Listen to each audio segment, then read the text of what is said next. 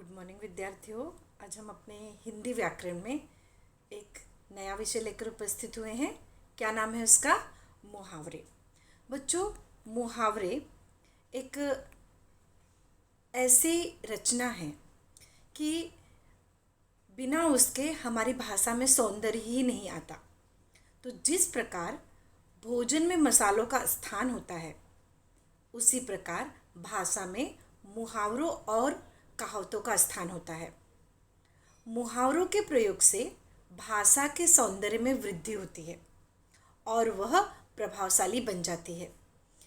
किसी बात का भाव योग्य ढंग से व्यक्त करने के लिए मुहावरों का प्रयोग अति उपयुक्त माध्यम है।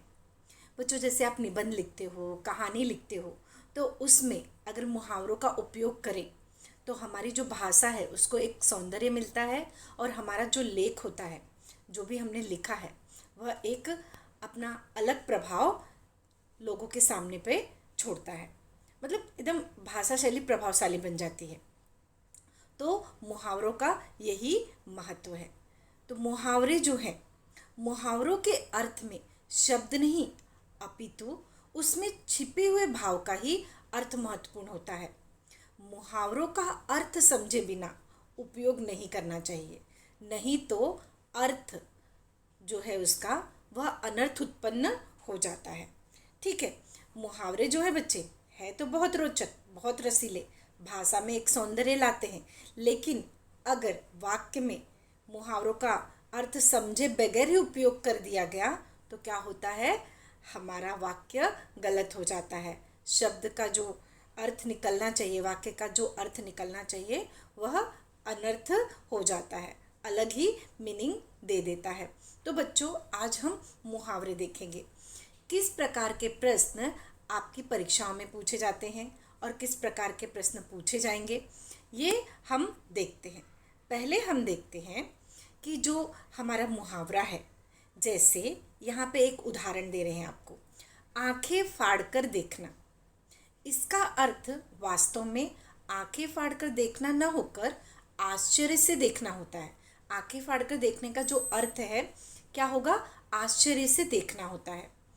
इसी प्रकार हम कह सकते हैं कि मुहावरे वे वाक्यांश हैं जो अपने सामान्य अर्थ से हटकर विशेष अर्थ का बोध कराते हैं, एक अलग भाव व्यक्त करते हैं। तो जो हमारे मुहावरे हैं बच्चों, जैसे आपके सामने जब वाक्य में मुहावरे प्रयोग किए जाते हैं तो उनकी क्रिया कर्ता के लिंग, वचन, कारक के अनुसार परिवर्तित हो जाती है।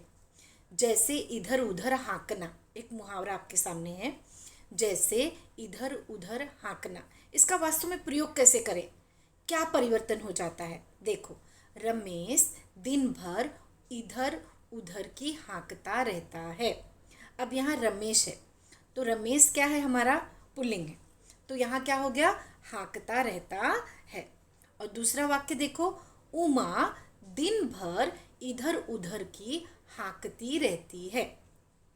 तो उमा क्या हो गई? हमारी स्त्रीलिंग, और यहाँ पे परिवर्तित हो गया रहती है। तो इस बात का विशेष ध्यान देना चाहिए कि जो उनकी क्रिया है कर्ता के लिंग, वचन, कारक के अनुसार परिवर्तित होती है, तो उसका सही ढंग से हमें उपयोग करना चाहिए। आगे हम देखते हैं हमारे एग्ज़ाम में जो हमारी परीक्षाएं होती हैं उसमें किस प्रकार के मुहावरों का समावेश किया जा सकता है, कैसे पूछे जा सकते हैं। जैसे परीक्षा पद्धति के अनुसार मुहावरों पर आधारित कृतियाँ इस प्रकार होंगी। कक्षा 8वीं से लेकर कक्षा 10वीं तक के लिए इसी प्रकार की कृतियाँ पूछी जाती हैं, इसी ढंग के प्रश्न पूछे जाते हैं। जैसे मुहावरे व उनके अर्थों की उचित जोड़ियाँ लगाइए। दूसरा प्रश्न का तरीका ऐसा भी हो सकता है, मुहावरे के अर्थ देकर उनका अर्थपूर्ण वाक्यों में प्रयोग कीजिए। जो अक्सर आपकी टेक्स्ट बुक में जहाँ शब्दार्थ होते हैं वहाँ मुहावरे दिए होते हैं और उनके अर्थ भी दिए होते हैं। तीसरा, रेखांकित वाक्यांशों के बदले कोष्ठक में दिए गए मुहावरों में से योग्य मुहावरे का प्रयोग करके वाक्य फिर से लिखिए। ठीक है बच्चों। और चौथा, ये जो पहला, दूसरा, तीसरा मैंने बताया, तो ये व्याकरण विभाग अलग से आता है जब पेपर में, तो उसमें इनका समावेश होता है। और जो चौथा है, रेखांकित वाक्यांश के लिए परिच्छेद से संबंधित अर्थ का मुहावरा ढूंढकर वाक्य फिर से लिखिए। तो बच्चों, ये जो चौथा है, मैंने जो बताया किस प्रकार के प्रश्न पूछे जाते हैं। अक्सर जब आपको परिच्छेद दिए जाते हैं एग्ज़ाम में, तो वहाँ पर आपको एक वाक्य दिया जाएगा और पूछा जाएगा कि इसका जो मुहावरा है ढूंढ के बताइए। तो इस ढंग के भी प्रश्न पूछे जाते हैं। तो ये जो जिस प्रकार के प्रश्न पूछे जाते हैं, हम उनका एक एक तरीके से उदाहरण देखते हुए आगे बढ़ते हैं कि किस किस प्रकार के प्रश्न और किस तरीके से पूछे जाएंगे, कैसे होंगे, देखते हैं, आगे बढ़ते हैं। जैसे पहला, मुहावरे व उनके अर्थों की उचित जोड़ियाँ। अब यहाँ तो मैंने जोड़ियाँ सही सही लगाई हैं। कभी हमको जोड़ियाँ मिलाओ तो आता है ना बच्चों, सही सही थोड़ी दिया जाता है, ऊपर नीचे करके दिया जाता है, तो आपको सही जोड़ियाँ मिलानी होती है। अब जैसे मुहावरे हैं, पहला क्या है, आँखों पर पर्दा पड़ना। तो इसका अर्थ क्या होगा, लोभ के कारण सच्चाई न दिखना, बस इतना। कभी कभी ऐसा दिया जा सकता है, आँखों पर पर्दा पड़ना, उसका दो आपको ऑप्शन दिया जा सकेगा और उसमें से कोई सही वाला जो होगा वो आपको ढूंढना होगा। ठीक है, तो पहला, आँखों पर पर्दा पड़ना, लोभ के कारण सच्चाई न दिखना। दूसरा है, एड़ी चोटी का जोर लगाना, बहुत प्रयत्न करना। तीसरा, रुपया पानी की तरह बहाना, अत्यधिक खर्च करना। लकीर का फकीर होना, पुरानी बातों का ढोना। पगड़ी संभालना, मतलब इज्जत बचाना। आगे, काला अक्षर भैंस बराबर, ये तो हमें बहुत पहले से पता है, मतलब निरक्षर होना। घाट घाट का पानी पीना, अत्यंत अनुभवी होना। अक्कल के घोड़े दौड़ाना, नाना प्रकार के विचार करना, ये उनके अर्थ हैं। पत्थर की लकीर होना, पक्की बात होना। भंडाफोड़ करना, इसका अर्थ क्या होगा, खुलासा करना।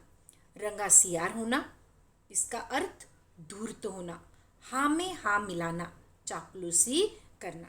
तो बच्चों, एक प्रकार का ये प्रश्न हुआ कि मुहावरा दिया है, उनके अर्थों की उचित जोड़ियां हमें ढूंढनी है और कंप्लीट करनी है। अब दूसरे प्रकार का किस प्रकार का प्रश्न पूछा जा सकता है, मुहावरे उनका अर्थ एवं प्रयोग। मुहावरे हैं, उनका अर्थ भी लिखना है और उनका वाक्यों में प्रयोग भी करना है। ठीक है, निम्नलिखित, और इस प्रकार के प्रश्न होंगे, निम्नलिखित मुहावरों के अर्थ लिखकर उनका अर्थपूर्ण वाक्यों में प्रयोग कीजिए। अब जैसे आंखें चुराना, उपेक्षा करना।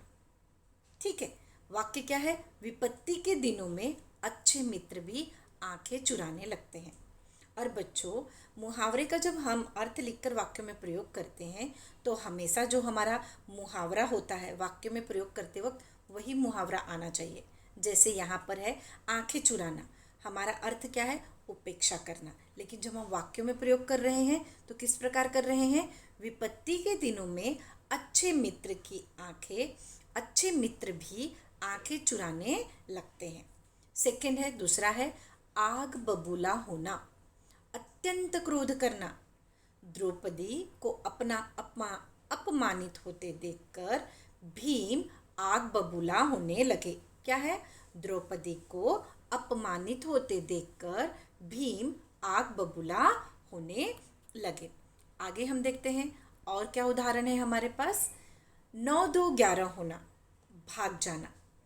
पुलिस को आते देखकर चोर 9-2-11 हो गए। होश उड़ जाना, घबरा जाना। सांप को सामने देखकर मेरे तो होश उड़ गए। तोलकर बोलना, बहुत सोच समझकर बोलना। विद्वान व्यक्ति हमेशा तोलकर बोलता है। बातों में आना, बात पर भरोसा कर लेना। भोले भाले लोग आसानी से दूसरों की बातों में आ जाते हैं। तो बच्चों, एक प्रकार ऐसा रहा कि हमारे पास मुहावरा है, उसका हमें अर्थ लिखना है और वाक्यों में प्रयोग करना है।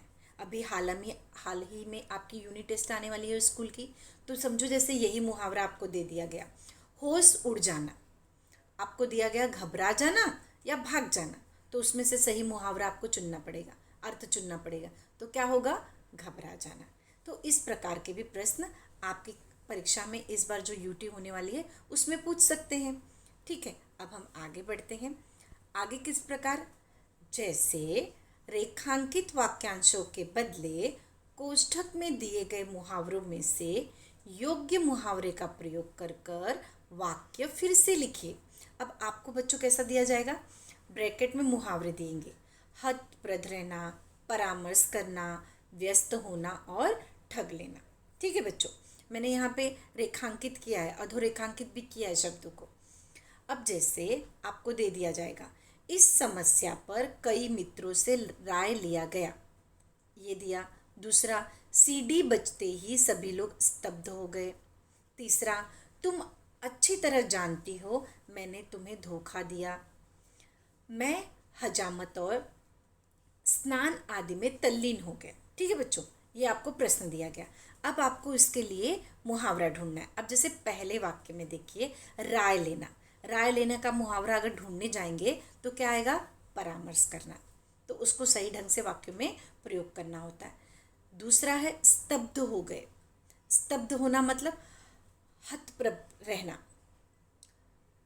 आगे है धोखा दिया, धोखा दिया का क्या आएगा, ठग लेना। चौथा है तल्लीन हो गया, मतलब व्यस्त हो गया। अब हमने मुहावरा चुन लिया, अब इसका वाक्यों में प्रयोग करते हैं। अब जैसे पहला है, इस समस्या पर कई मित्रों से राय लिया गया, तो हमारा वाक्य प्रयोग क्या होगा, इस समस्या पर कई मित्रों से परामर्श किया गया। दूसरा, सीडी बजते ही सभी लोग स्तब्ध हो गए, सीडी बजते ही सभी लोग हतप्रभ रह गए। तुम अच्छी तरह जानती हो मैंने तुम्हें धोखा दिया है, इसका प्रयोग कैसे होगा, तुम अच्छी तरह जानती हो मैंने तुम्हें ठग लिया है।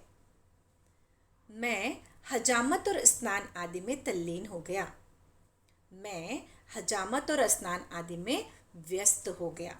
ठीक है बच्चों, तो किस प्रकार हम मुहावरे ढूंढकर उसका सही ढंग से वाक्यों में प्रयोग करेंगे, ये आपके सामने है। तो इस प्रकार मुहावरे, पहला हमने देखा था उचित जोड़ियाँ मिलाओ, मतलब मुहावरा दिया है उसका अर्थ दिया, उससे उचित जोड़ियाँ मिलाओ। दूसरा हमने देखा कि मुहावरा दिया है उसका अर्थ लिखना है, वाक्यों में प्रयोग करना है।